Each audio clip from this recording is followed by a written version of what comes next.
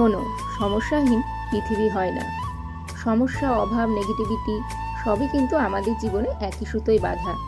পৃথিবী যতই বয়স বাড়ুক না কেন, সভ্যতা যতই উন্নতি হোক না কেন, এইসব কিছু কিন্তু বদলায়নি।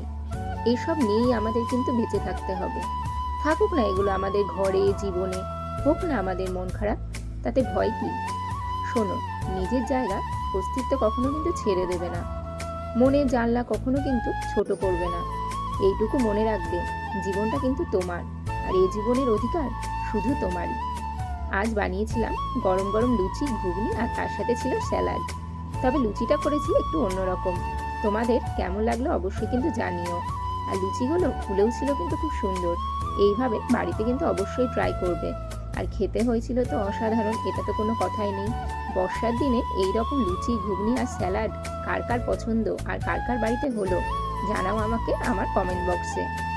চির মধ্যে নিয়েছিলাম ময়দা, তার সাথে নিয়েছিলাম একটু সামান্য পরিমাণে টক দই, লবণ, চিনি আর সাদা তেল। এই দিয়ে কিন্তু ভালো করে ময়াম দিয়ে নিয়েছি। ব্যাস, সাধারণ একটা সিম্পল বাঙালিয়ানা একটা খাবার। প্রত্যেকটা বাঙালির ঘরে কিন্তু সকালবেলায় লুচি আর এরকম ঘুগনি কিন্তু হতেই থাকে। তাই খুব একটা কিন্তু কঠিন কিন্তু এই রেসিপিটা নয়। আজকের জন্য বিদায়, টাটা।